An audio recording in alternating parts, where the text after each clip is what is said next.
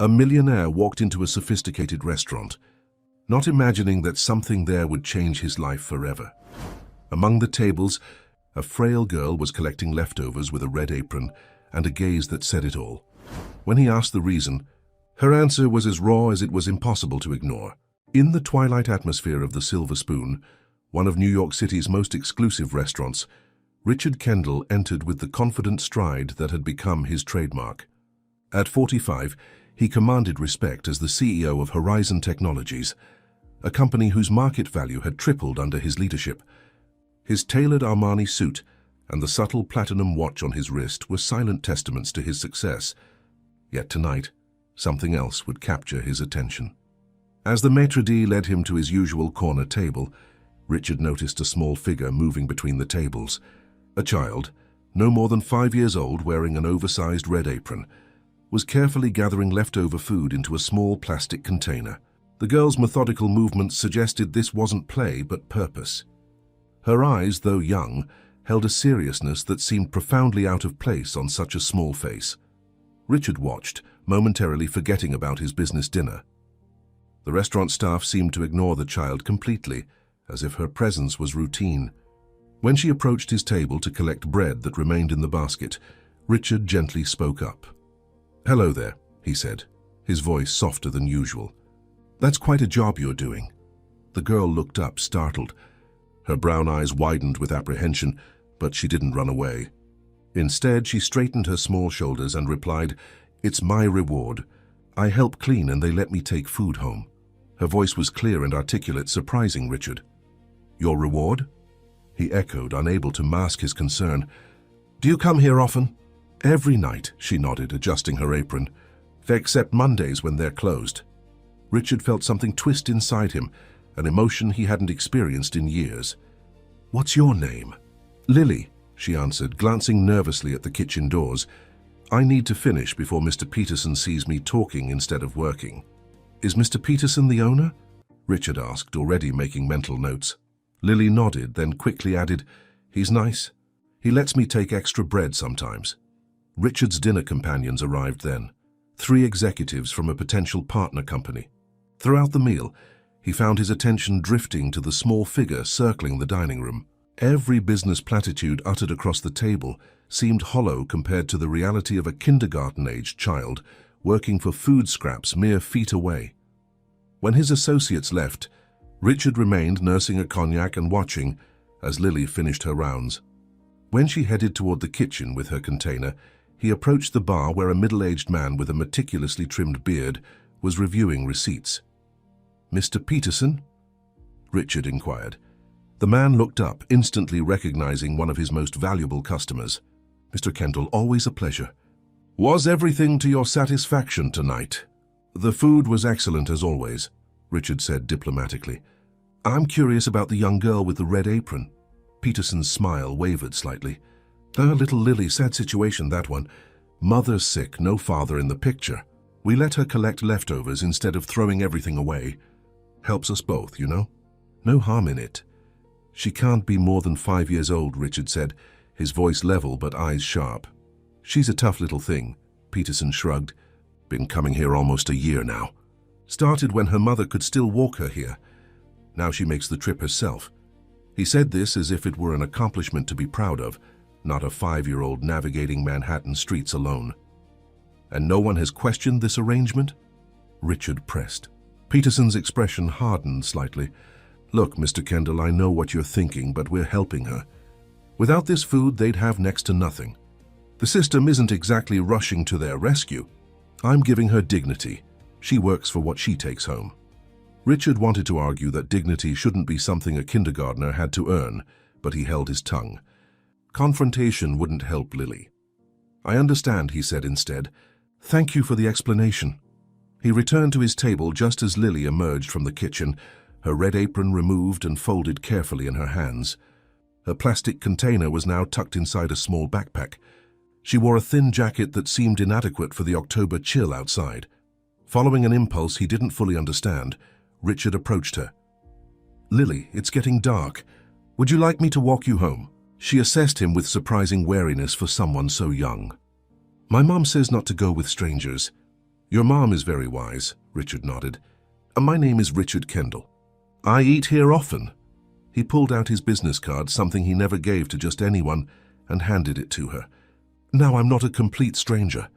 Lily took the card, studying it with remarkable concentration. You have a tall building, she said, recognizing the Horizon Technologies logo. I do, Richard smiled. And I promise I just want to make sure you get home safely. After a moment's hesitation, Lily nodded. Okay, but I know the way myself. I'm not a baby. I never thought you were, Richard said, holding the door open for her. Outside, the contrast between the restaurant's warmth and the city's evening chill was stark. Lily led the way with the confidence of someone who had memorized every turn. They headed east, then south, leaving behind the gleaming facades of Midtown for neighborhoods where prosperity thinned with each block. How old are you, Lily? Richard asked as they waited at a crosswalk. 5 3/4, she answered promptly. I'll be 6 in December. And you go to school? A shadow crossed her face. Sometimes, when Mom is having a good day and can take me. What about your dad? Richard asked carefully. He went away, Lily said matter-of-factly. Mom says he wasn't ready to be a father. That happens sometimes. The simple acceptance in her voice made Richard's chest tighten. They turned down a narrower street, where storefronts had security gates and apartment buildings showed signs of neglect. Lily led him to a 5-story walk-up, its facade crumbling in places. I live on the 4th floor, she explained. The elevator doesn't work anymore. Richard followed her up the stairs, noticing how she carefully held the railing, how the building smelled of damp and old cooking. When they reached the 4th floor, Lily approached a door at the end of the hallway and knocked in a specific pattern. Mom, it's me, she called. I brought food. The door opened slowly to reveal a woman who might once have been beautiful, but now appeared gaunt, with dark circles under her eyes.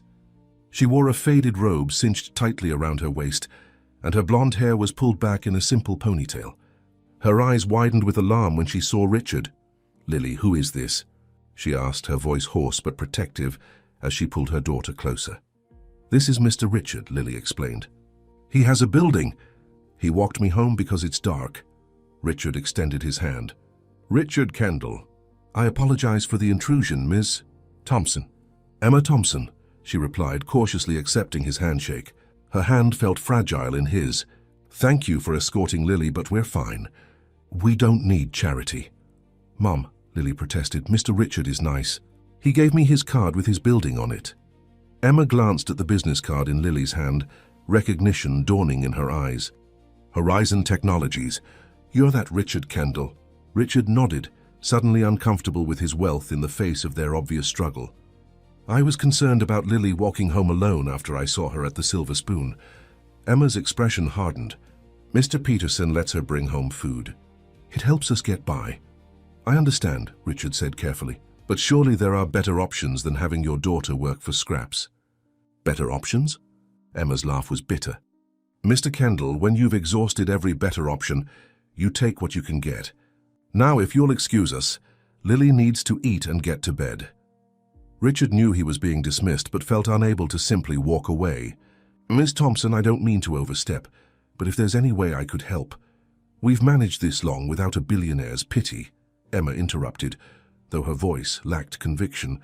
A cough shook her thin frame, and she leaned against the doorframe for support. Mom?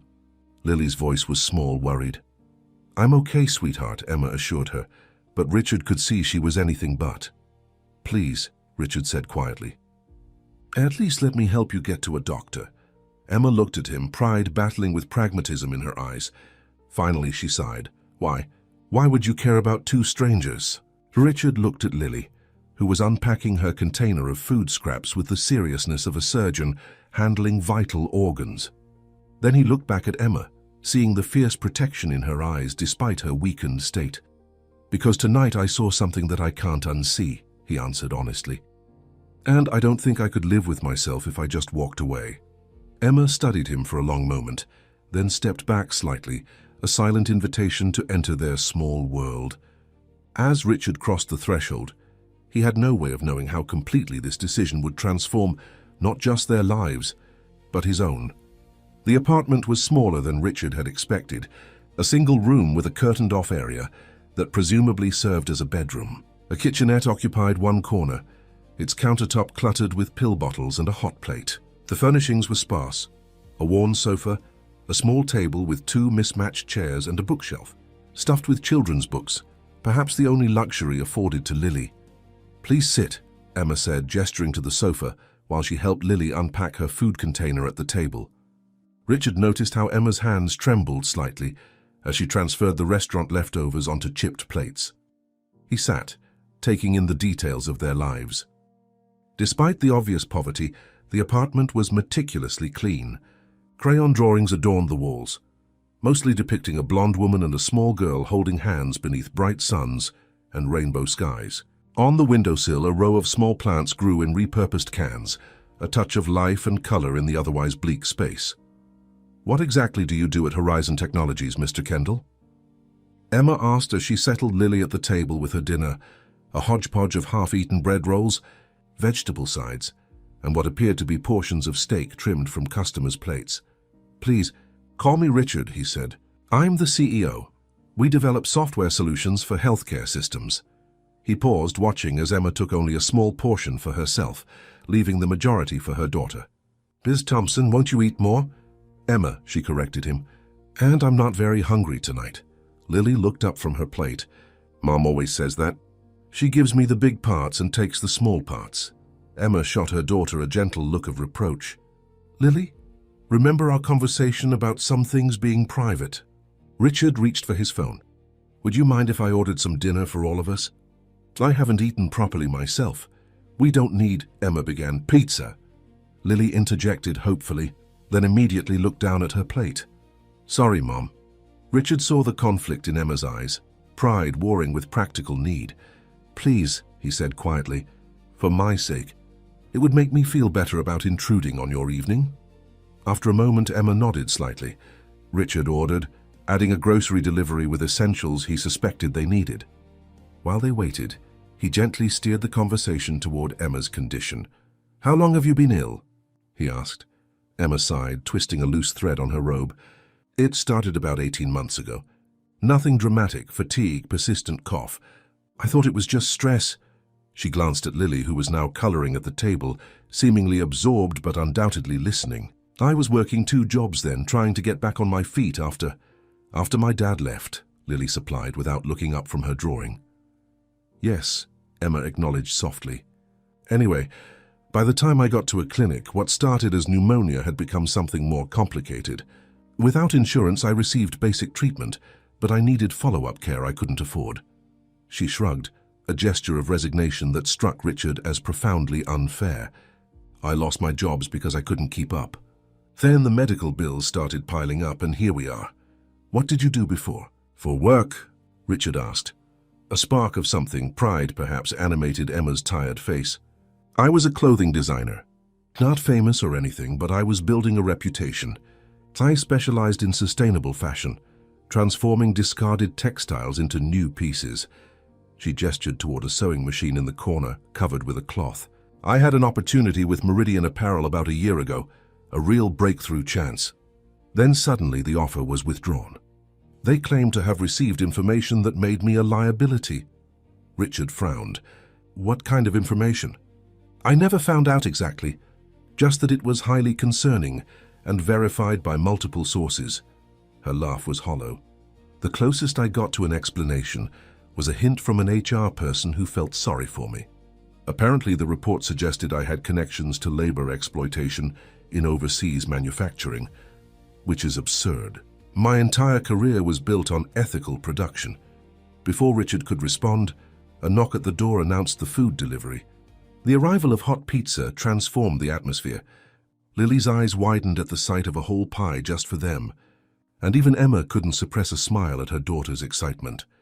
As they ate, Richard observed the dynamics between mother and daughter, the gentle corrections, the inside jokes, the way Emma wiped tomato sauce from Lily's chin without interrupting her enthusiastic story about a book she was reading at school. Despite everything, there was love here and resilience. When Lily began to yawn, Emma excused herself to put her daughter to bed behind the curtained area of the apartment. Richard heard soft murmurs and a child's giggle. then the rhythmic cadence of a bedtime story. He found himself listening intently, moved by the tender ritual unfolding just feet away. Emma returned looking exhausted but somehow lighter. "She wanted me to thank you for the pizza. She says it was the best day since her birthday." Richard felt a pang at how such a simple gesture could be considered a special occasion. "Emma, I want to help you both. Properly, not just with one meal." She stiffened. "Mr. Kendall." "Richard," he corrected gently. "Richard," she conceded. "I appreciate your concern, but we're not a charity case. We've managed this long." "Have you?" he challenged softly. "Your daughter is collecting food scraps instead of attending school regularly. You're clearly unwell and not receiving proper treatment. This isn't managing, it's surviving by the thinnest margin." Emma's eyes flashed. "You don't understand what it's like. The system isn't built for people who fall through the cracks.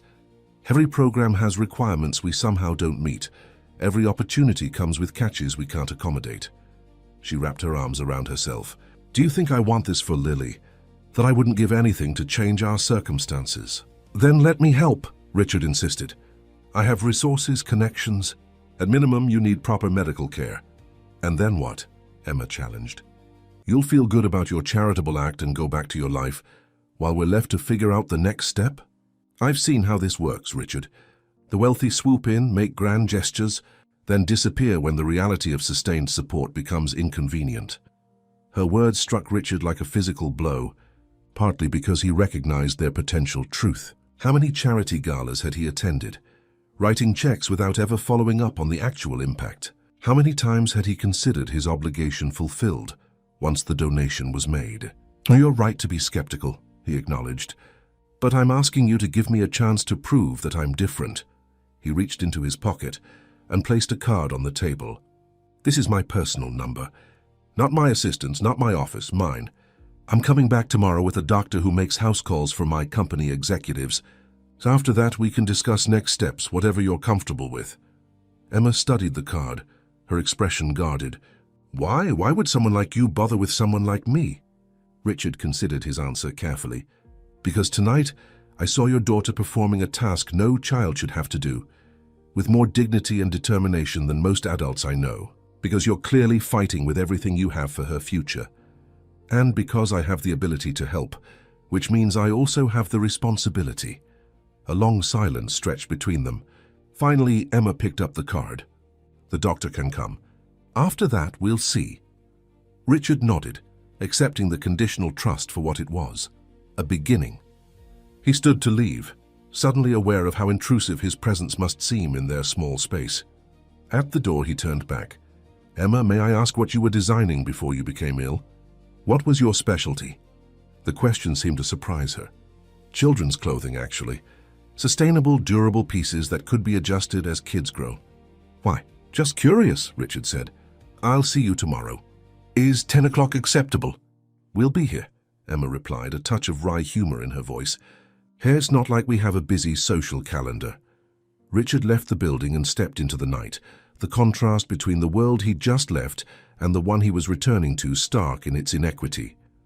His driver was waiting at the curb, having tracked Richard's phone location as instructed earlier. "Back to the penthouse, sir?" the driver asked as he held the car door. "Yes, James," Richard replied, his mind already churning with plans and phone calls he would need to make. Tomorrow would bring challenges. He knew that arranging medical care was just the first step in what would likely be a complicated situation. His business associates would question his involvement, his board might see it as a distraction, and there was the matter of exactly how far his assistance should extend. But as the car pulled away from the curb, Richard found himself replaying the image of Lily, carefully collecting food scraps in her oversized red apron. Her small face set with determination beyond her years, and he knew with unexpected certainty that he was already past the point of simply walking away. In his penthouse that night, surrounded by designer furniture and floor-to-ceiling windows showcasing Manhattan's glittering skyline, Richard found himself standing in his immaculate kitchen, staring at the contents of his refrigerator.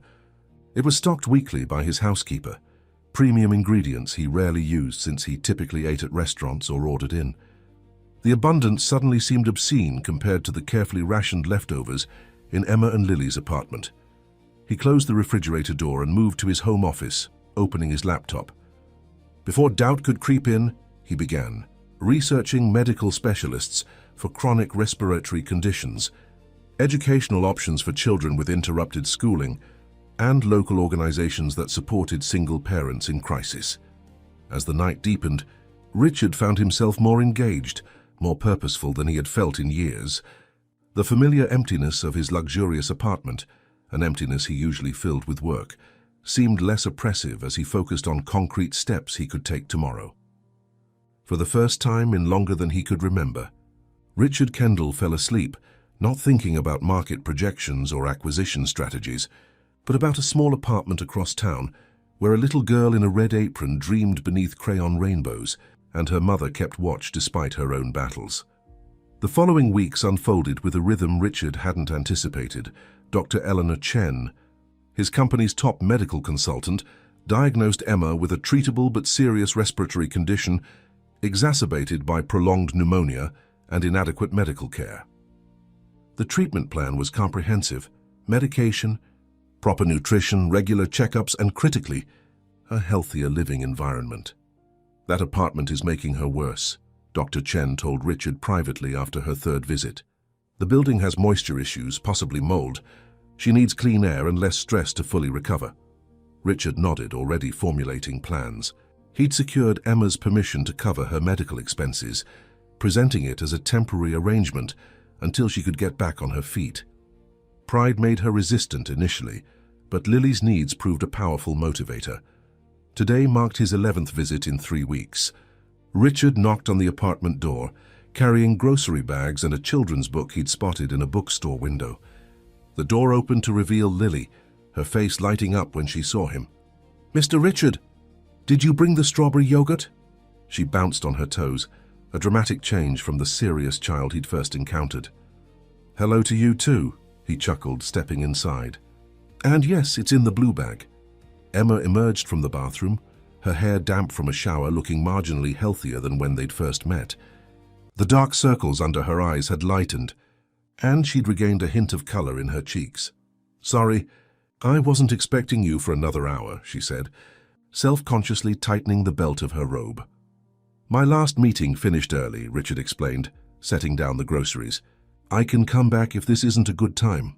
"No, it's fine. Let me just get dressed." Emma disappeared behind the curtain while Lily eagerly unpacked the groceries, arranging items with surprising meticulousness for a 5-year-old. Richard had learned that this was typical Lily, mature beyond her years in some ways, yet still very much a child in others. The first time he'd brought her a stuffed animal, she'd stared at it in confusion before carefully placing it on a shelf for special occasions. It had taken gentle encouragement from both Richard and Emma to convince her that toys were meant to be played with, not preserved. Emma returned wearing simple jeans and a sweater, both well-worn but clean. "You didn't need to bring more groceries. We still have plenty from last time." "Consider it selfish," Richard replied with the easy banter they'd developed. "I'm coming for dinner tonight, remember? I'm just ensuring there's something edible." This was their arrangement now. Richard would join them for dinner twice a week, bringing groceries under the pretense that he was tired of restaurant food and missed home cooking. It allowed Emma to accept his help without feeling like a charity case. In return, she prepared simple but delicious meals that reminded Richard of what family dinners should feel like. "Lily, why don't you show Mr. Richard your school project while I start dinner?" Emma suggested. Lily nodded eagerly, pulling Richard to the table where papers covered with careful handwriting and colorful drawings were spread out. "It's about communities," she explained seriously. "Miss Rodriguez says communities are people who help each other. I wrote about our community." Richard sat beside her, genuinely interested. "May I see?" Lily handed him her work, watching his face anxiously. The project featured a surprisingly skilled drawing of 3 figures: a small girl with braids, a taller woman with blonde hair, and a man in what appeared to be a business suit. Around them were smaller drawings of a doctor, a teacher, and curiously the restaurant owner, Mr. Peterson. Above the figures in careful block letters, "My Community." "This is excellent." "Lily," Richard said, genuinely impressed. "Who are all these people?" That's me, that's Mom, and that's you, Lily explained, pointing to each figure. And those are the other people who help us. Dr. Chen fixed Mom's breathing. Miss Rodriguez helps me learn. Mr. Peterson lets me take food, but I don't do that anymore. She looked up at Richard. Mom says we don't need to now that we have a... She frowned, searching for the word. A friend, Emma supplied from the kitchen, her back to them as she chopped vegetables. A friend, Lily repeated, testing the word. Then she leaned closer to Richard, her voice dropping to a conspiratorial whisper. Are you going to go away someday like my dad did? The question caught Richard off guard, a sucker punch of innocent worry. Before he could respond, Emma intervened. Lily, remember what we discussed about personal questions? She approached the table, wiping her hands on a dish towel. It's all right, Richard assured her, then turned to Lily. That's a fair question. I can't promise I'll be here every day forever, but I can promise I won't just disappear. Friends don't do that to each other. Lily considered this seriously, then nodded. Pinky promise? She extended her small finger. Pinky promise, Richard agreed, completing the solemn ritual. As Lily returned to her project satisfied, he caught Emma watching them with an unreadable expression. Later, after a dinner of spaghetti and a surprisingly competitive game of Go Fish, Lily was tucked into bed. Richard and Emma sat at the small table, mugs of tea between them. She's doing better at school, Emma said quietly. Her teacher says she's catching up quickly. She's incredibly bright, Richard agreed, and the regular attendance is making a difference. Thanks to you, Emma acknowledged, a rare direct reference to his help. The cab fare you've been providing ensures she gets there regardless of how I'm feeling. Richard nodded, then decided to broach the subject he'd been considering for days. Emma, I have a proposition I'd like you to consider. She raised an eyebrow, wariness immediately replacing the relaxed atmosphere. What kind of proposition? I own a building in Chelsea, a brownstone I bought years ago as an investment. The garden apartment is currently vacant. It's not enormous, but it has 2 bedrooms and a small outdoor space. He watched her expression carefully. I'd like you and Lily to consider moving there. Emma's face closed off immediately. Richard, that's too much. We've already accepted more help than I'm comfortable with. Hear me out, he urged. Dr. Chen is concerned about this apartment's effect on your health.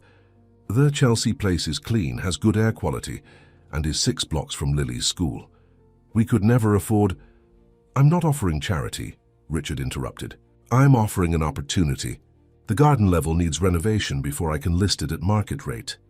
In lieu of rent, you could oversee the updates, choose fixtures, manage contractors, that sort of thing. You have an eye for design, and it would give you a project while you continue recovering. Emma studied him suspiciously. That sounds like a convenient arrangement to make me feel better about accepting charity. Richard smiled slightly. Maybe partially, but I genuinely do need someone to manage the renovation, and you genuinely do need a healthier living environment. It's mutually beneficial. And what happens when the renovation is complete? When I'm healthy again? Do we just move back here? By then you'll hopefully be working again, Richard said. We can discuss fair rent at that point, something sustainable based on your income. Emma was silent for a long moment, turning her mug between her hands. Why are you doing all this, Richard? The truth, please. Not the generic I want to help explanation. Richard hadn't expected the direct question, though perhaps he should have. In the week since their first meeting, he'd come to appreciate Emma's straightforwardness. The truth? He considered his answer carefully. I've been successful beyond anything I could have imagined when I started my company. I have more money than I could spend in several lifetimes. But somewhere along the way, I lost sight of what actually matters. He gestured around the small apartment. You and Lily have reminded me. You're fighting so hard for each other, creating a home and happiness with almost nothing. Meanwhile, I have everything, and can't remember the last time I felt genuinely connected to anyone. Emma's expression softened slightly. So we're a pet project? A way to feel better about your privileged life? No, Richard said firmly. You're people who matter to me. Lily matters to me. You matter to me. If I'm being completely honest, these dinners have become the highlight of my week. Something shifted in Emma's eyes, surprise perhaps, or recognition of the vulnerability in his admission. I'll think about the apartment, she finally said. But I need to talk to Lily first. She's had enough disruption in her life. Of course, Richard agreed, relieved she hadn't rejected the idea outright. Take whatever time you need. The conversation shifted to lighter topics, but an undercurrent of awareness remained between them, a recognition that boundaries were blurring, that what had begun as simple assistance was evolving into something more complicated. As Richard prepared to leave, Emma handed him a small paper bag. Lily insisted, she explained. It's a thank you for the books you brought last week. Inside the bag, Richard found a carefully folded origami crane, clearly made by small hands with great concentration. A note in Lily's precise printing read, "Birds bring good luck. Thank you for being our friend." The simple gift affected Richard more deeply than any expensive token of appreciation he'd ever received. "Tell her I love it," he said, his voice slightly rough. "I'll put it on my desk at work." Emma nodded, then hesitated before adding, "You know, she talks about you all the time. Her teacher asked who the man in her community project was, and Lily told her you were her almost dad." Richard felt something catch in his chest. "Emma, I'm not trying to replace—" "I know," she interrupted gently. "I'm not saying this to make you uncomfortable. I just thought you should know that you've become important to her. To us," she added almost inaudibly. The acknowledgement hung in the air between them, delicate and significant. Richard nodded, uncertain how to respond without overstepping. "I'll call tomorrow about the apartment viewings," he said finally. "No pressure, just information." As his car pulled away from the curb, Richard found himself in unfamiliar emotional territory. In the corporate world, he navigated complex relationships with confidence, always aware of the underlying motives and potential outcomes. But this situation defied his usual analytical approach. His involvement with Emma and Lily had begun as compassion, but was transforming into something he couldn't quite define, something that both exhilarated and terrified him. His phone buzzed with a text from Julian Niles, his second-in-command and oldest friend at Horizon. "Where have you been disappearing to these days? Board members are noticing your early exits. We need to talk." Richard sighed, realizing he'd been neglecting certain aspects of his professional life. Julian had always been his most pragmatic advisor, focused relentlessly on the company's interests above all else. He wouldn't understand Richard's growing preoccupation with a struggling single mother and her daughter. "Tomorrow," he texted back, then silenced his phone. For tonight, at least. He wanted to preserve the warmth he felt from Lily's paper crane and Emma's quiet acknowledgement. Tomorrow would bring complications enough.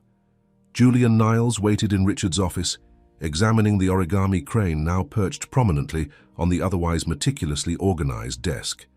At 50, Julian was still trim and energetic, with sharp features and calculating eyes that missed nothing. As Horizon's chief strategy officer, he had been instrumental in the company's rise, often making the hard decisions that Richard sometimes shied away from. "Interesting decoration," Julian remarked when Richard entered. "Not your usual taste." Richard set down his briefcase. "A gift from a friend." "A friend with children, apparently," Julian observed, "or perhaps the artistic skills of one. Which brings me to my concern." He leaned forward. "You've missed 2 board dinners, rescheduled meetings with major investors, and disappeared every afternoon for weeks. People are talking, Richard." "I'm handling my responsibilities," Richard replied more defensively than he'd intended. "Are you? Because from where I'm sitting, you seem distracted." "And in our position, distraction is weakness." Julian's voice remained calm, reasonable. "We're in the final stages of the Medicore acquisition. The board expects your full attention." Richard nodded, acknowledging the point. "You're right. I'll be more present going forward." Julian studied him, clearly unsatisfied with the response. "Who is she?" "Excuse me?" "The woman who's suddenly commanding so much of your time." "Is it serious?" "Because if it's just a fling, may I suggest waiting until after the acquisition?" Richard felt a flare of irritation. "My personal life isn't company business, Julian." "It is when it affects company performance," Julian countered smoothly. "Look, I'm not judging.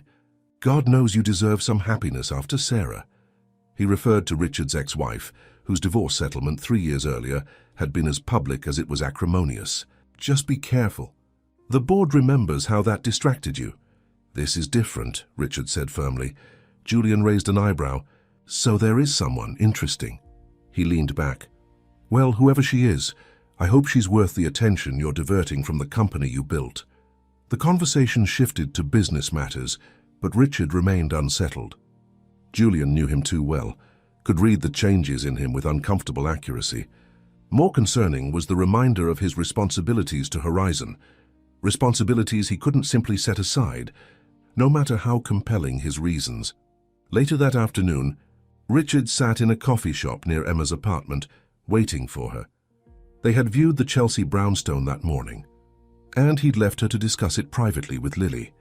The cafe was modest but clean, the kind of place that hadn't yet fallen victim to gentrification. Emma arrived looking thoughtful, a folder tucked under her arm.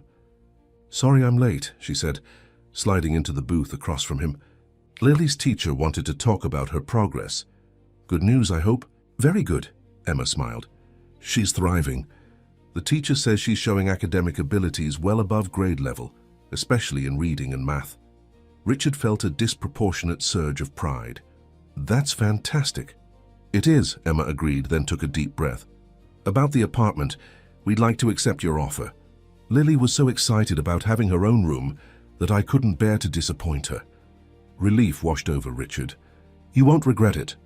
The location is perfect for her school, and the air quality alone will make a difference in your recovery." "I have conditions," Emma interjected, her tone businesslike. "First, I want a proper contract, specifying my responsibilities regarding the renovation and a fair market assessment of what rent should be once I'm employed again." Of course, Richard agreed immediately. "Second, I want to contribute something now. I can't pay rent yet, but I've been thinking." She opened the folder and removed several sketches. "These are designs I've been working on. Children's clothes that can adjust as they grow. The concept is sustainable fashion that reduces waste and saves parents money." Richard examined the sketches, impressed by their detail and innovation. "These are excellent, Emma. I want to try selling them," she said. "Maybe just online at first, but eventually building a small business. I'd use part of any profits to contribute toward our living expenses." "I think that's a wonderful idea," Richard said sincerely. "I could help you set up a—" "No," Emma interrupted firmly. "I appreciate your offer, but I need to do this myself. What I would like is your business perspective, advice, not funding." Richard nodded, respecting her determination. "I'm happy to advise. These designs really are remarkable, Emma, especially this adjustable waistband concept." "Thank you," she said, a hint of color touching her cheeks at the praise. "I've been sketching whenever I have energy. It feels good to be creating again." As they continued discussing her business ideas, Richard was struck by her resilience and vision. Despite everything she'd endured, Emma hadn't lost sight of her passion or her determination to stand on her own. Their conversation was interrupted by Richard's phone buzzing insistently. He checked the screen, frowning at Julian's name. "I'm sorry, I should take this." "It's my CSO." Emma nodded. "Go ahead. I'll get us refills," Richard answered as she walked to the counter. "Julian, what's so urgent?" "Where are you?" Julian demanded without preamble. "In a meeting. Why?" "A meeting that's not on your calendar, with someone who's not part of Horizon again." Julian's voice was tight with frustration. "Richard, I've just come from damage control with the Peterson Group. They were expecting you at the lunch presentation."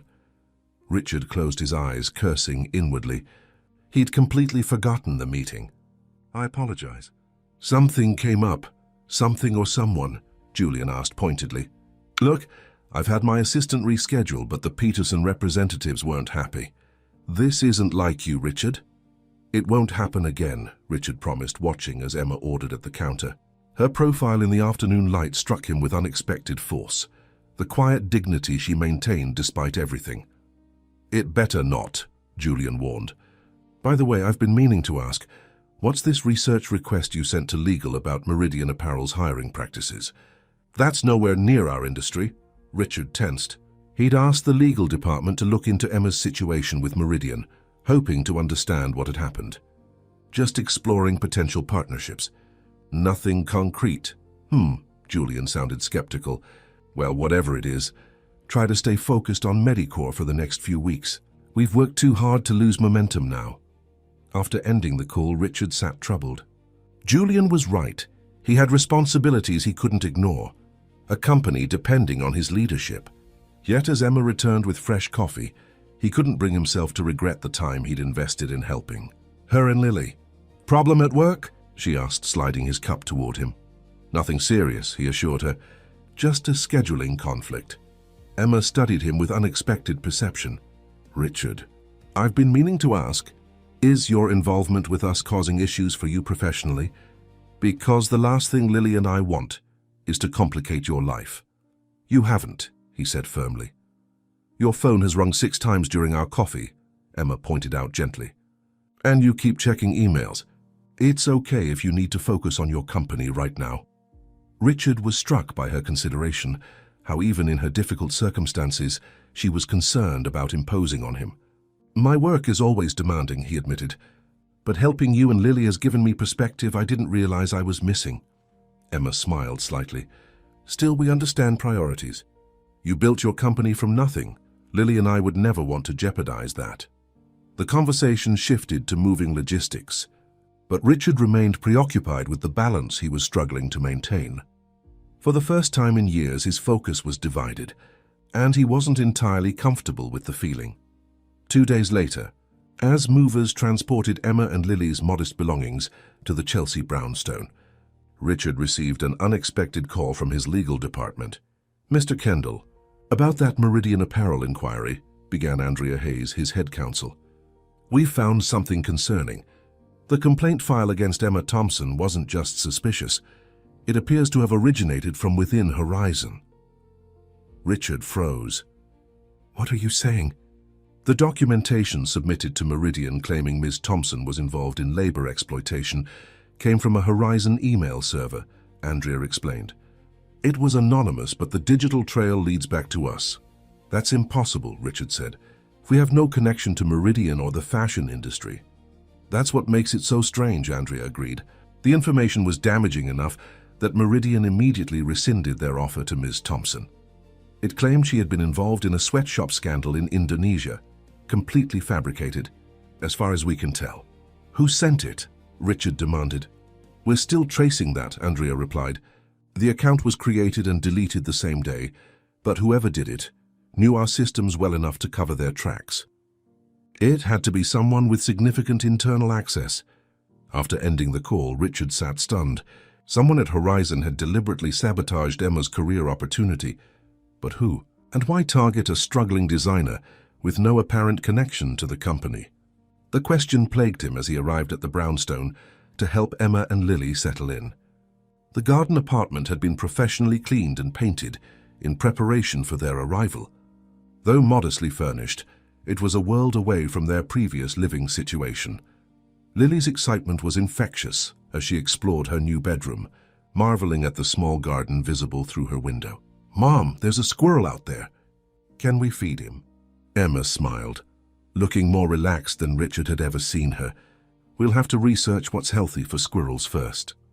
As they unpacked, Richard watched their interactions, struck by how quickly they adapted to their new surroundings, finding joy in simple things like a functional kitchen and reliable hot water. It reinforced his determination to uncover who had interfered with Emma's career. That evening, after Lily was asleep, Richard and Emma sat in the small garden. The autumn air crisp but not yet cold. "Thank you," Emma said quietly, "not just for the apartment, but for believing in us." "You don't need to thank me," Richard replied. "If anything, I should thank you and Lily. You've reminded me what matters." Emma studied him in the dim light.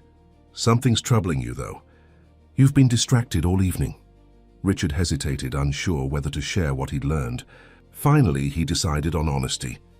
"The legal team discovered something about your situation with Meridian Apparel. The false information that cost you the job apparently came from someone at my company." Emma stared at him. "Your company? But why would anyone at Horizon target me? I didn't even know you then." "I don't know," Richard admitted, "but I intend to find out." "Could it be a mistake?" Emma suggested. "Some kind of system error?" "No," Richard said grimly. "This was deliberate. Someone went to considerable effort to sabotage your opportunity, then covered their tracks." Emma wrapped her arms around herself, suddenly looking vulnerable. "That's frightening, honestly." To think someone intentionally harmed us for no apparent reason. I promise you, Richard said with quiet intensity, I will find out who did this and why, and they will be held accountable. As he left the brownstone that night, Richard's mind churned with possibilities. Who at Horizon would have targeted Emma specifically? What possible motivation could explain such an action? And most troubling, was it connected to his current involvement with her and Lily? His phone lit up with a text from Julian. Need to discuss Horizon Foundation's public image. Hearing concerns about your recent activities. Breakfast tomorrow? Richard frowned at the message. Julian had always been protective of the company's reputation, sometimes excessively so, but recent activities suggested he knew something about Richard's involvement with Emma and Lily. Usual place, he texted back, a sense of unease settling over him. Whatever was happening, Richard couldn't shake the feeling that he was missing something important, that beneath the surface of his good intentions lay complications he hadn't anticipated. And somehow Julian Niles seemed to be at the center of it all. The Gramercy Park Hotel's restaurant was nearly empty at 8 in the morning, just as Julian preferred. He sat at their usual corner table, scanning financial reports while occasionally glancing at the entrance. When Richard finally arrived, Julian noted his rumpled appearance with a critical eye. Late night? Julian inquired, setting aside his tablet. Richard signaled for coffee. Early morning. What's so urgent about the Foundation's image? Julian studied him for a moment before speaking. The board is concerned about your recent charitable activities, specifically your involvement with a certain single mother and her daughter. Richard stiffened. You've been having me followed? Don't be dramatic. Julian dismissed the accusation with a wave. New York is smaller than you think, especially in our circles. Peterson mentioned you'd been asking questions about a child at his restaurant. Then you started leaving the office early, missing meetings. It wasn't difficult to connect the dots. My personal life isn't board business, Richard said evenly. It becomes board business when the CEO of a publicly traded company is making questionable decisions that could affect shareholder value. Julian leaned forward. Richard, I understand the impulse to help, but moving a woman and her child you barely know into your Chelsea property, setting up medical care, this goes beyond normal charity. Richard met his gaze steadily. I'm helping a family in need.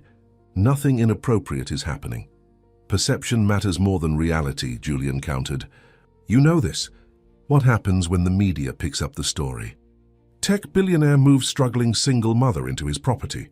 The speculation would be immediate and damaging. I'm not concerned with speculation.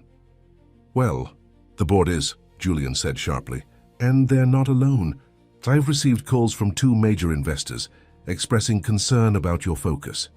He softened his tone. Richard, we've been friends for 20 years. I've supported every decision you've made, even when I disagreed. But this situation has the potential to derail everything we've built. Richard remained silent as the waiter delivered his coffee. When they were alone again, he asked, What do you know about Meridian Apparel? The question clearly caught Julian off guard. The clothing company? Nothing beyond their market position. Why? Someone from Horizon sent them false information about Emma Thompson a year ago, destroying her career opportunity, Richard said, watching Julian's reaction closely. Our legal team confirmed it. Julian's expression revealed genuine surprise, then calculation. That's concerning, but I fail to see the relevance to our current discussion. The relevance is that someone deliberately targeted Emma before I ever met her, Richard explained. Which raises the question, why would anyone at Horizon care about a struggling fashion designer with no connection to our industry? Julian frowned. Industrial espionage happens all the time, Richard. Some ambitious employee might have been doing opposition research for a friend at Meridian's competition. It doesn't have to be a conspiracy. Richard studied his oldest friend, searching for any sign of deception. Julian met his gaze steadily, his concern appearing genuine. Perhaps, Richard conceded, but I intend to find out who was responsible. As you should, Julian agreed smoothly. Corporate security breaches can't be tolerated, but that doesn't address the board's concerns about your current involvement with this family. What exactly is it you want from me, Julian? Julian sighed. Distance, professionalism, Set the family up with resources if you must, but maintain appropriate boundaries. Better yet, delegate their care to the foundation. We have programs designed for exactly these situations. And if I don't, then I can't protect you from the board's reaction, Julian said simply. They're already discussing contingency plans for leadership transition. The threat hung in the air between them. Richard had always known Julian to be ruthlessly pragmatic, but this level of interference felt unprecedented. I'll take it under advisement, Richard said finally, signaling the conversation was over. Now if there's nothing else, I have an actual scheduled meeting to attend. As he left the restaurant, Richard's mind raced. Julian's concerns about company image weren't unfounded. The media would certainly sensationalize his involvement with Emma and Lily if it became public. Yet something about Julian's intensity felt disproportionate, almost personal. Throughout the day, Richard immersed himself in work, determined to prove his professional focus remained sharp. He led the Medicore acquisition meeting with precision, negotiated terms that exceeded the board's expectations, and cleared his backlog of decisions requiring executive approval. Only when the office had emptied did he return to the question of who had sabotaged Emma's opportunity at Meridian. With most of the staff gone, Richard accessed the company's server logs himself, searching for any trace of the anonymous account mentioned by legal. Hours into his search, a pattern emerged. The account had been created using administrative credentials that only a handful of executives possessed. More concerning, the timing coincided perfectly with Meridian's announcement of their Sustainable Children's Clothing Initiative, the exact program Emma had been hired to develop. Richard sat back, troubled. This wasn't random corporate espionage. Someone had targeted Emma specifically in response to her potential position at Meridian. But why would anyone at Horizon care about a small fashion initiative? He was still pondering this question when his phone rang. It was Emma. "I'm sorry to call so late," she began, her voice tense. "But something strange happened today. A woman approached me outside Lily's school, claiming to be from Child Protective Services. She asked questions about our living situation, how we knew you, whether Lily was ever alone with you." Richard felt a cold knot form in his stomach. "Did she identify herself?" "She had ID, but when I asked to call her office to verify, she said she'd return with a colleague. I've been trying CPS all afternoon. They have no record of an investigation involving Lily." "Where are you now?" Richard asked, already gathering his things. "Home. Lily's asleep." "Richard, what's happening?" "I don't know yet," he admitted. "But I'm coming over. Don't open the door for anyone until I get there." The drive to Chelsea gave Richard time to process this new development. The timing was too perfect to be coincidence. The day after Julian warned him about his involvement with Emma and Lily, a fake CPS worker appears asking pointed questions. Someone was escalating the pressure, attempting to frighten Emma or gather information that could be used against them. Emma met him at the door, visibly relieved by his arrival. "I feel like I'm being paranoid," she said as they sat in the living room. "But after what you told me about Meridian—" "You're not paranoid," Richard assured her. "This is connected. Did the woman take any photos or notes?"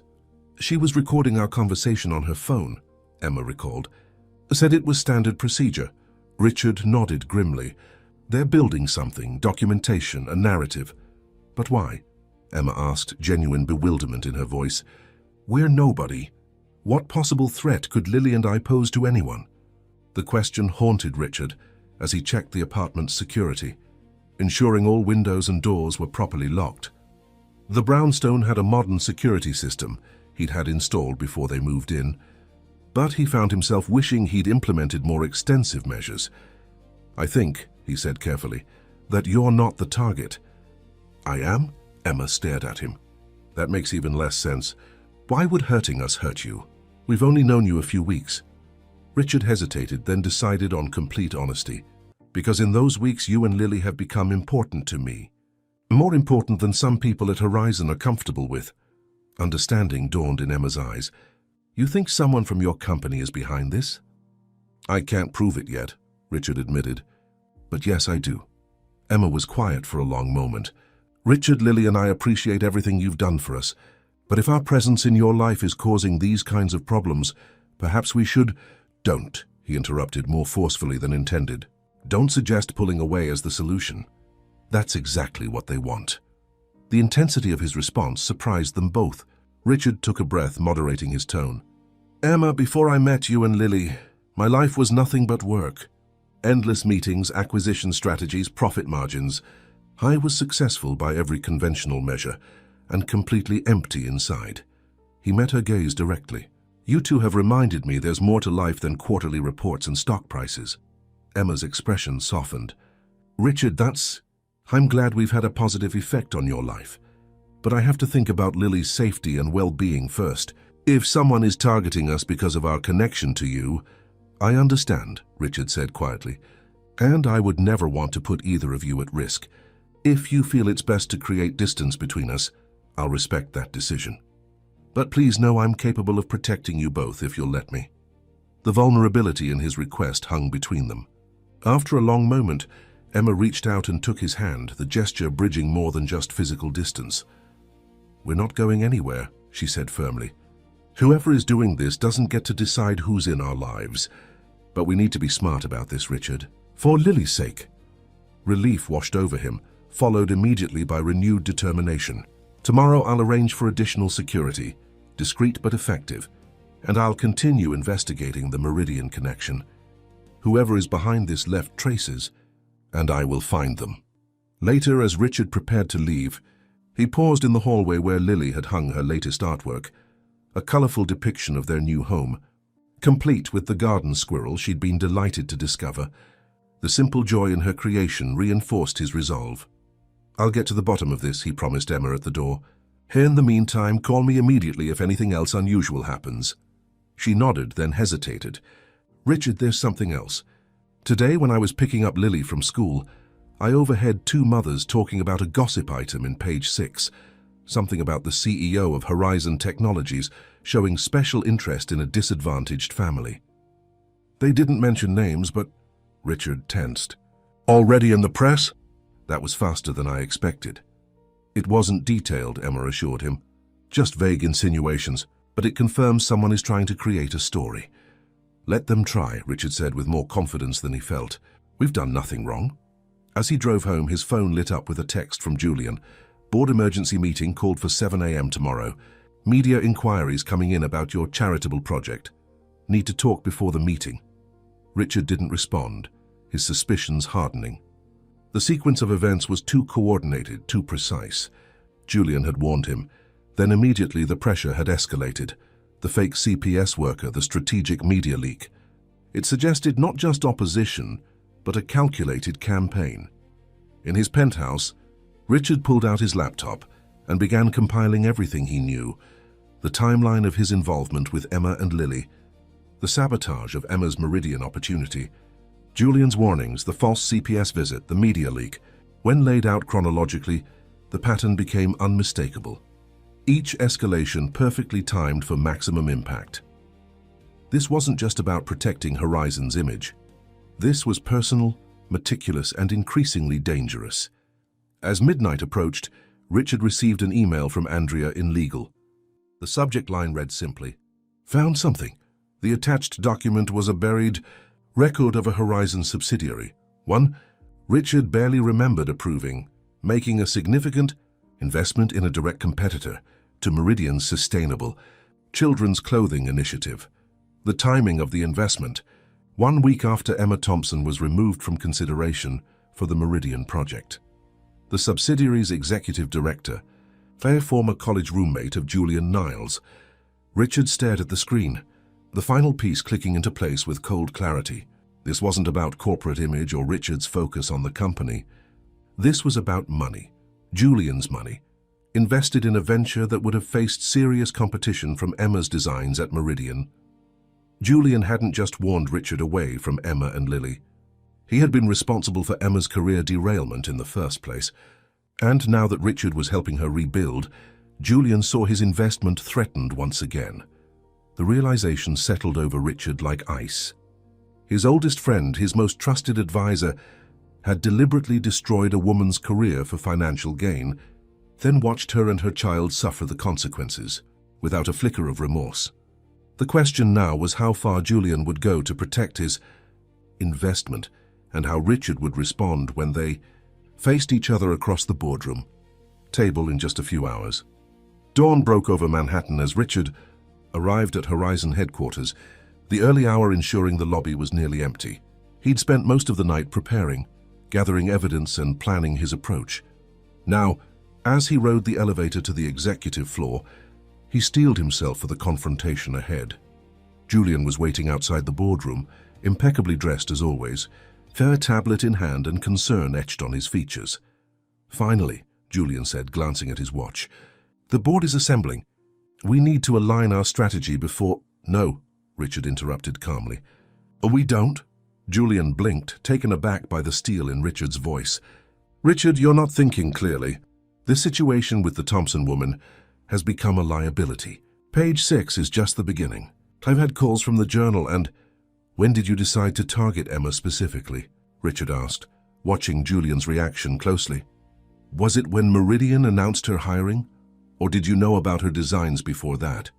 Julian's expression flickered, surprise quickly masked by confusion. "What are you talking about?" "Kidgrow," Richard said, naming the competing children's clothing company Julian had invested in. "Emma's adjustable clothing concept would have made their fixed-size model obsolete. That's why you had to make sure she never got to Meridian." The calculated bewilderment on Julian's face would have been convincing to anyone who hadn't known him for 20 years. "Richard, I have no idea what you're implying. If you're suggesting I had something to do with your charity case's employment history—" "Stop," Richard cut him off sharply. "I have the records, Julian. The anonymous account that sent the false information to Meridian was created using your administrative credentials. I have the server logs, the timing of your investment through Horizon's subsidiary, everything." The mask slipped then, just slightly, a tightening around Julian's eyes, a recalculation visible in his expression. "Even if that were true," Julian said carefully, "which I categorically deny, what exactly do you think you can prove? A technical glitch in our server logs? A routine investment decision? Please." His tone grew conciliatory. "Richard, we've been friends too long for this kind of absurd accusation. Whatever you think you found has an explanation." Richard studied the man he'd trusted for 2 decades, seeing him clearly perhaps for the first time. "Did you send the fake CPS worker too? Or just arrange for the page 6 leak?" Julian's smile was thin. "Now you're being paranoid. This is exactly what the board is concerned about. Your judgment is compromised. This woman and her child have become an unhealthy fixation." "An unhealthy fixation," Richard repeated. "That's your diagnosis.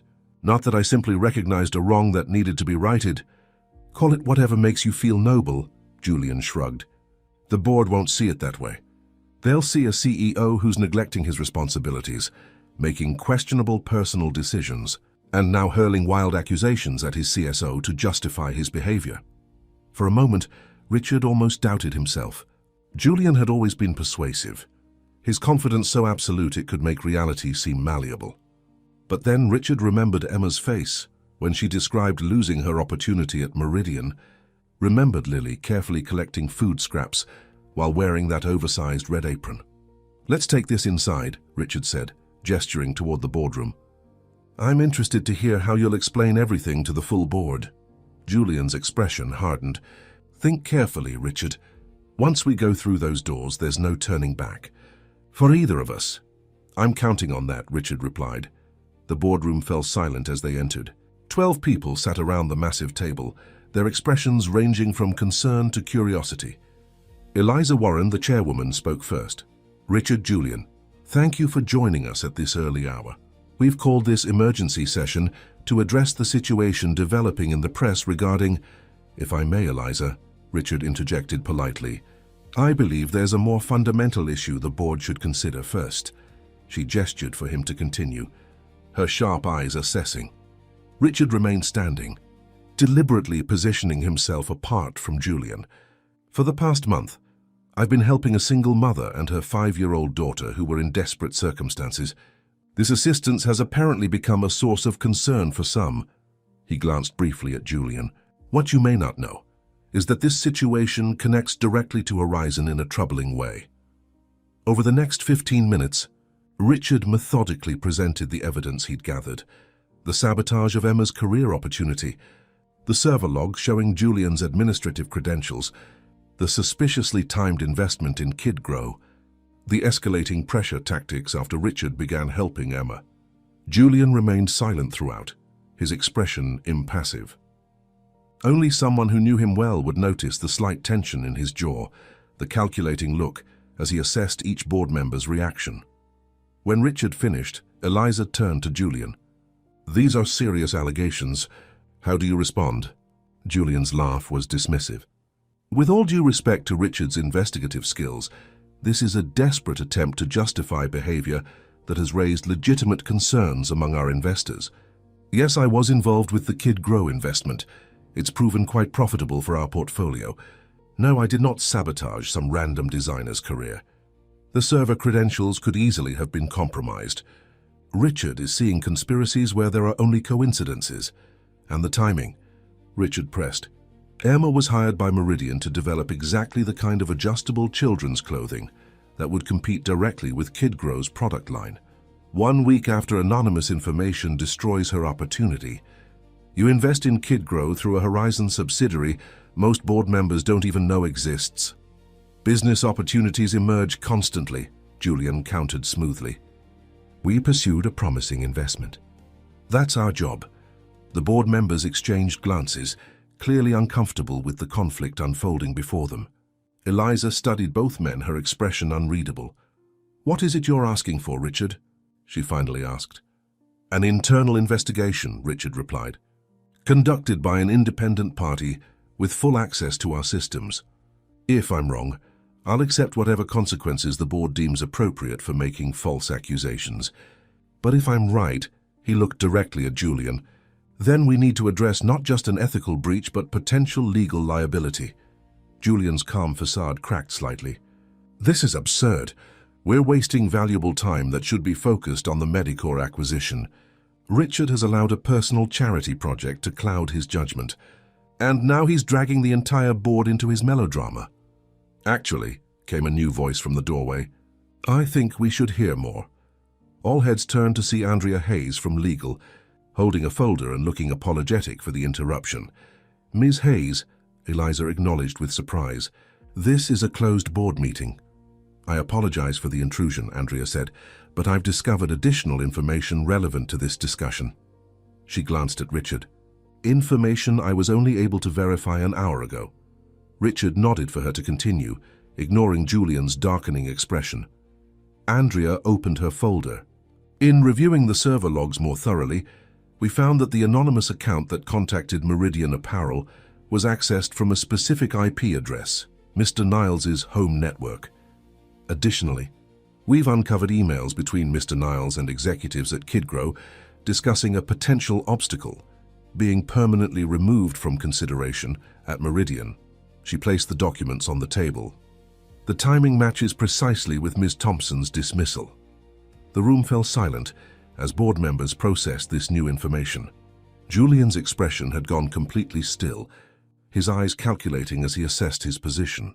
"Furthermore," Andrea continued, "we've traced the recent media leak about Mr. Kendall's involvement with the Thompson family to a PR firm that exclusively represents KidGrow, the same firm that appears to have arranged for someone to impersonate a Child Protective Services worker." Eliza Warren's expression hardened as she turned to Julian. "Is this true?" Julian's response was measured, his tone reasonable despite the damning evidence. "Business requires difficult decisions, Eliza. You know this better than most. Yes, I protected our investment in KidGrow. Yes, I was concerned about Richard's growing obsession with this woman and her child. Everything I've done has been to protect Horizon's interests. By destroying an innocent woman's career," Richard demanded. "By subjecting a 5-year-old child to poverty and hardship."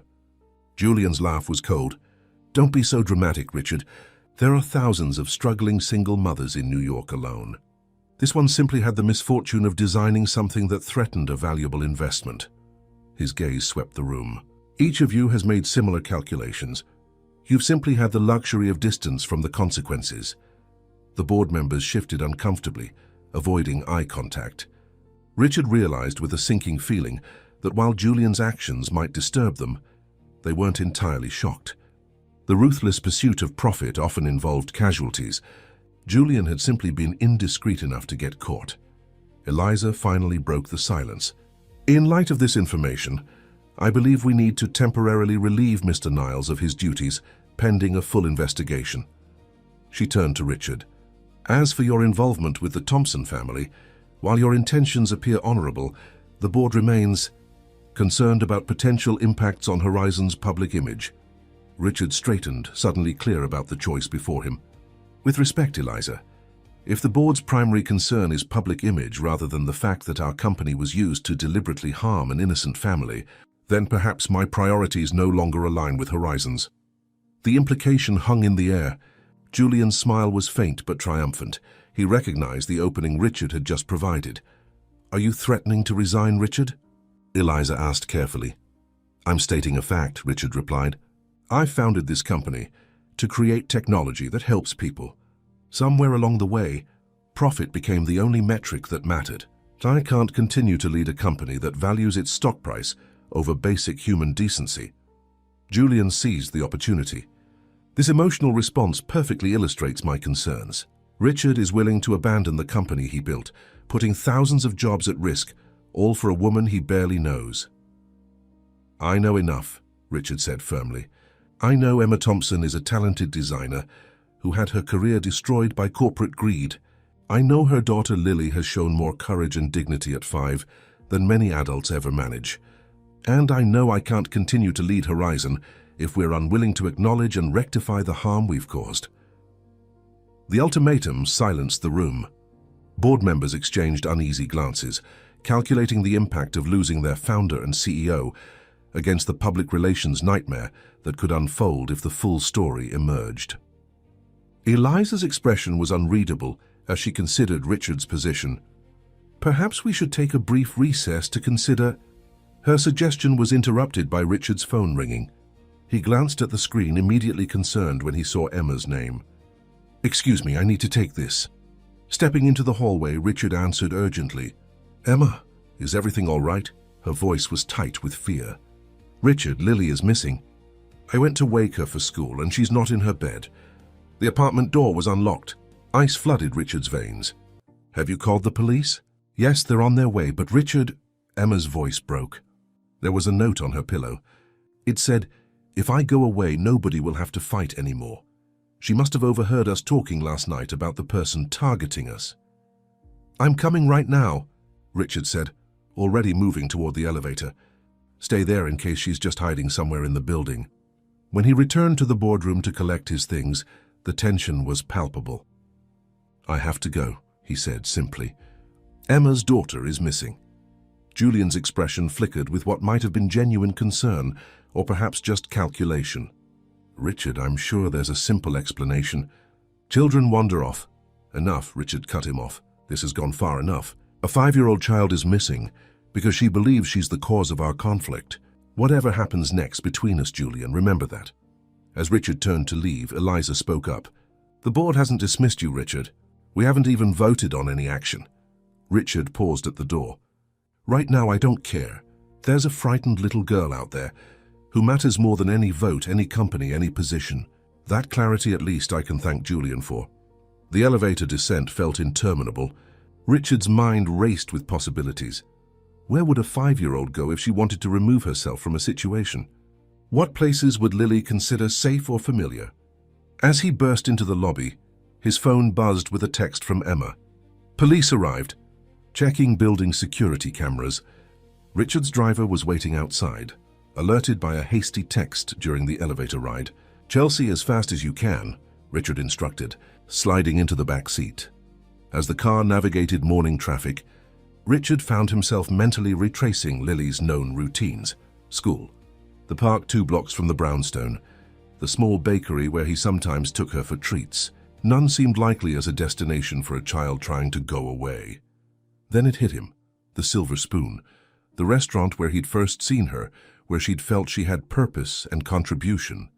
It was familiar territory where she'd been independent before. Change of plan, Richard directed his driver. Midtown, the Silver Spoon restaurant. The driver nodded, changing course.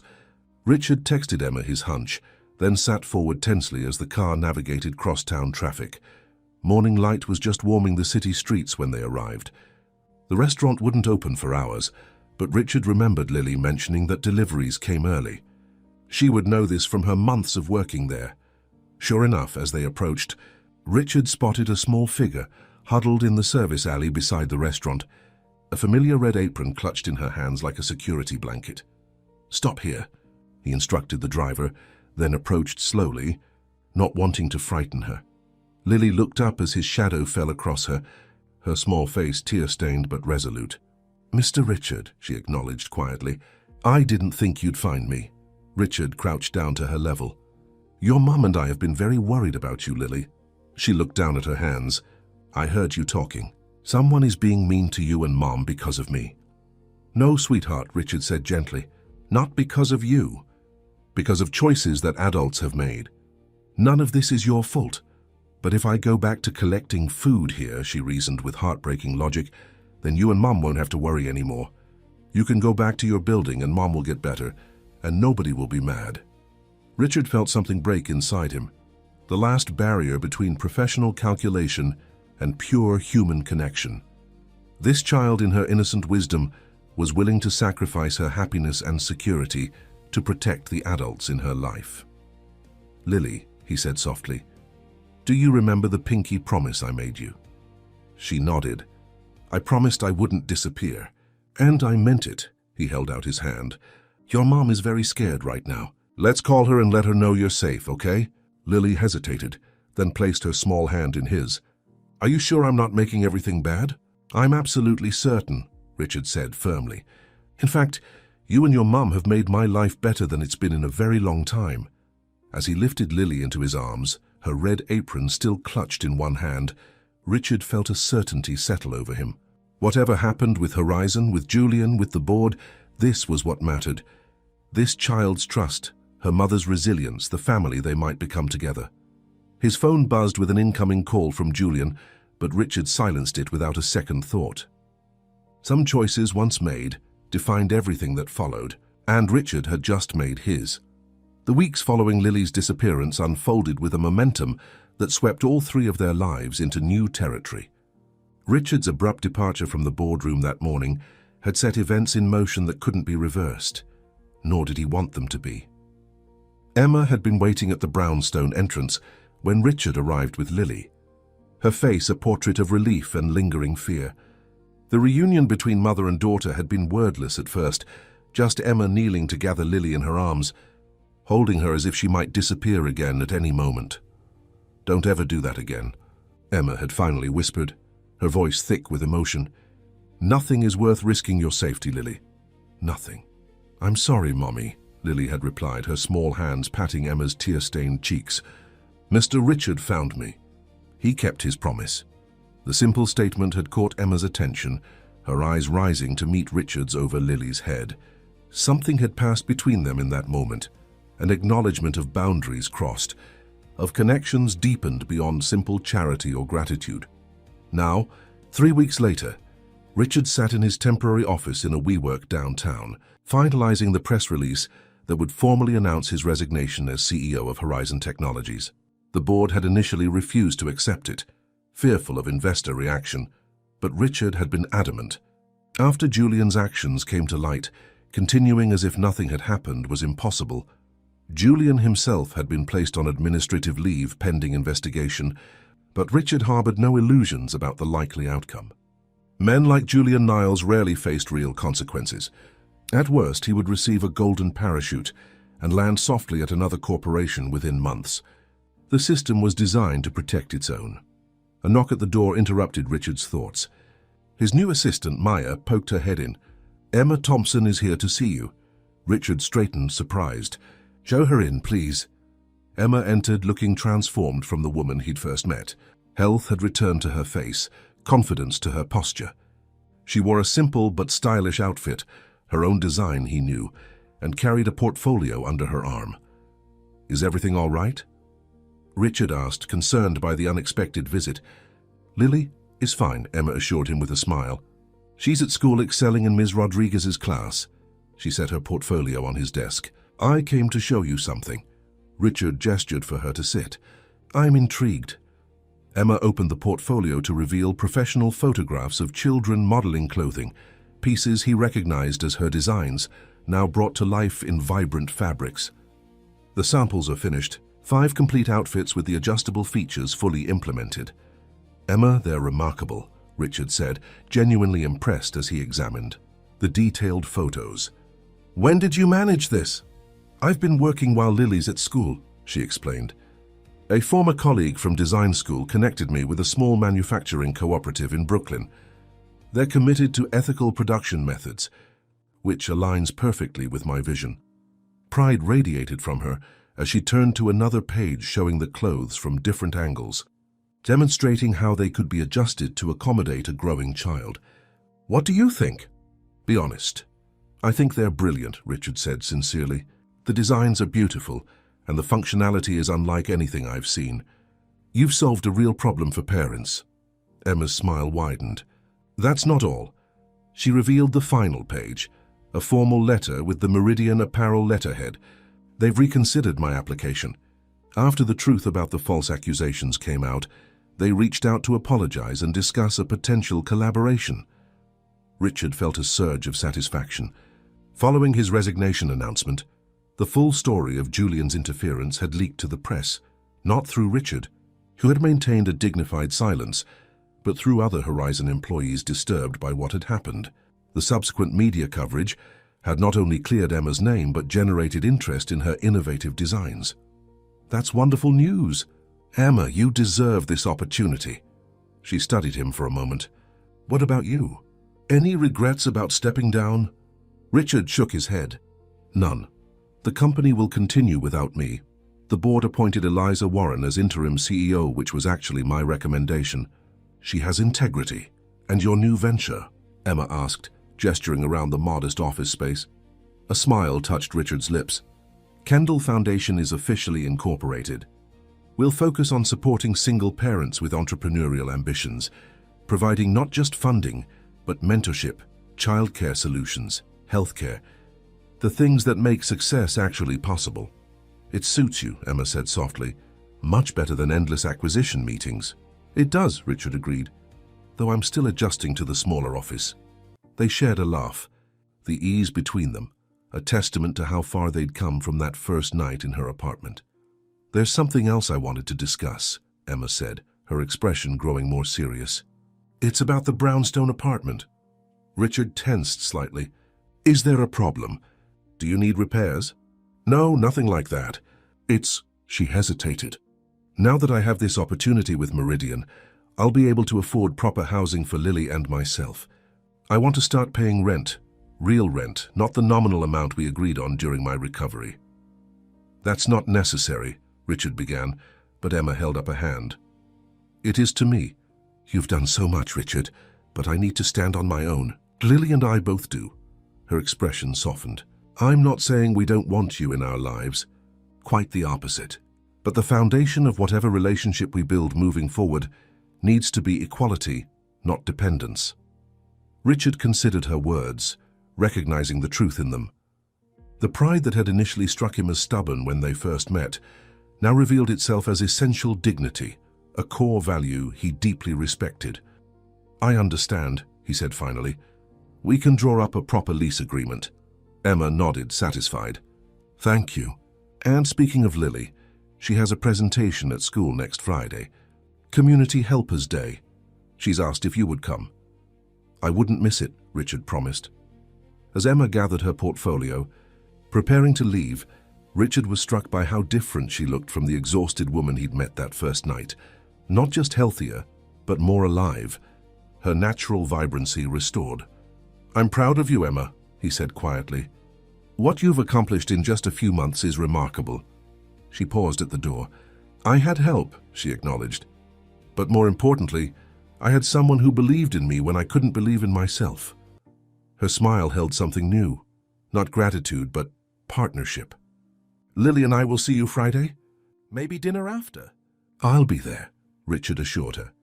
After she left, Richard returned to his resignation letter with renewed purpose. The decision that had seemed so momentous in the boardroom now felt like the most natural choice he'd ever made. Horizon would continue without him, likely just as profitable, possibly more cautious about ethical corners cut. But Richard had found something that mattered more than corporate success, a chance to make a meaningful difference in individual lives, beginning with Emma and Lily. Friday arrived with perfect spring weather, the kind of day that made even Manhattan feel fresh and full of possibility. The elementary school auditorium buzzed with excitement as parents and guests found seats among the small chairs meant for children. Richard spotted Emma immediately, sitting in the second row, waving him over to the seat she'd saved. Around them, other parents chatted and adjusted cameras, preparing to document their children's moments in the spotlight. "You made it," Emma said, relief evident in her voice. "Lily was worried you'd be caught in a meeting." "Not a chance," Richard assured her, settling into the too small chair. "The foundation can function without me for a morning." The presentations began with the expected parade of children dressed as firefighters, doctors, police officers, and teachers, each explaining how their chosen community helper made the world better. Richard found himself genuinely entertained by the earnest explanations and occasional stage fright. When Lily's turn came, she walked confidently to the center of the stage, wearing not a costume but a simple dress, one of Emma's designs, Richard realized, recognizing the adjustable features cleverly incorporated into the seemingly traditional pattern. "My community helper doesn't have a uniform," Lily began, her voice clear and strong. "But he helps people find their way when they're lost." Richard felt Emma's hand slip into his, squeezing gently. "Some community helpers build buildings or fix cars or teach kids like me," Lily continued. "My community helper builds families and fixes hearts and teaches us that we all deserve second chances." A murmur of appreciation rippled through the audience. Lily stood straighter, her gaze finding Richard in the crowd. "When my mum and I were having a really hard time, my community helper found us. He didn't just give us food or medicine or a place to live. He showed us that we weren't alone anymore." She held up a drawing, the same one from her earlier project showing the three of them together. "Community helpers don't have to wear special clothes or drive special trucks. Sometimes they just have to be brave enough to care when no one else does." Richard felt his throat tighten with emotion as Lily concluded her presentation. The applause was enthusiastic, with Emma clapping harder than anyone while discreetly wiping away tears. After the presentations, as children reunited with their parents in the school cafeteria, Lily ran straight to Richard, launching herself into his arms with complete trust that he would catch her. "Did you like it?" she asked eagerly. "Was it okay that I talked about you?" "It was perfect," Richard assured her, his voice rough with feeling. "I'm very proud of you, Lily." She beamed at him, then looked between him and Emma. "Can we go to the park before dinner? The ice cream truck might be there." Emma laughed. "I suppose we could make an exception today." As they left the school, Lily skipping ahead while keeping carefully within sight, Emma's hand found Richard's again. "She's right, you know," she said quietly. "About the ice cream truck?" Richard teased. Emma rolled her eyes. "About you. About what you did for us. It wasn't just the material help, though God knows we needed that. It was believing we deserved better when we'd almost stopped believing it ourselves." Richard considered this as they walked, watching Lily pause to examine a colorful chalk drawing on the sidewalk. "I think we all deserved better," he said finally. "Me included. I had everything except what matters most." Emma looked at him curiously. "And what's that?" "This," he said simply, gesturing to encompass their small group. "Connection, purpose, the chance to make a genuine difference in someone's life." They reached the park as afternoon sunlight filtered through fresh spring leaves. Lily had indeed spotted the ice cream truck and was practically vibrating with anticipation. "One scoop or two?" Richard called to her. "Two!" Lily replied immediately, then added with sudden concern, "Is that too much?"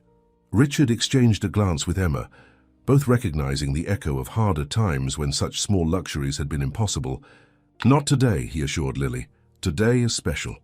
As they sat on a park bench, watching Lily carefully navigate her ice cream cone with the serious concentration she brought to everything, Emma leaned slightly against Richard's shoulder.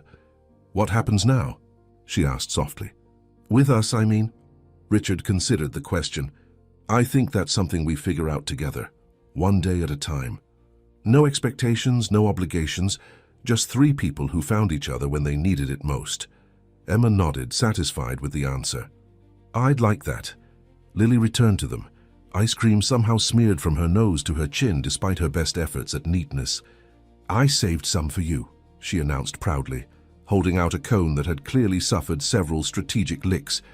Richard accepted it with appropriate solemnity. Thank you, Lily, that's very generous. That's what families do, she replied with simple certainty. They share the good stuff. Emma caught Richard's eye over their daughter's head, a smile playing at her lips. Neither corrected Lily's casual use of the word family. Perhaps definitions like Emma's remarkable clothing designs could adapt and grow to accommodate changing needs. As the afternoon lengthened into evening, the three of them walked together through the park, Lily between them, occasionally reaching for their hands when the path narrowed. To anyone observing, they might have appeared to be any family enjoying a spring day together, no hint of the extraordinary circumstances that had brought them to this moment. Richard reflected on the journey that had led him from that first evening at the Silver Spoon to this park bench. He had lost a company, but found something far more precious, not just Emma and Lily, though they were the catalyst, but a reconnection with his own humanity, a purpose that resonated beyond profit margins and market share. What are you thinking about? Emma asked, noting his contemplative expression. Richard smiled. I'm thinking that sometimes the most important turning points in our lives don't announce themselves. They arrive quietly, disguised as ordinary moments, like seeing a child in a red apron collecting leftovers in a restaurant. Or opening your door to find a stranger who refuses to look away, Emma added softly. Lily, who had been listening with typical attentiveness, nodded as if they were discussing something obvious. That's how you know it's important, she declared with the wisdom sometimes granted to children.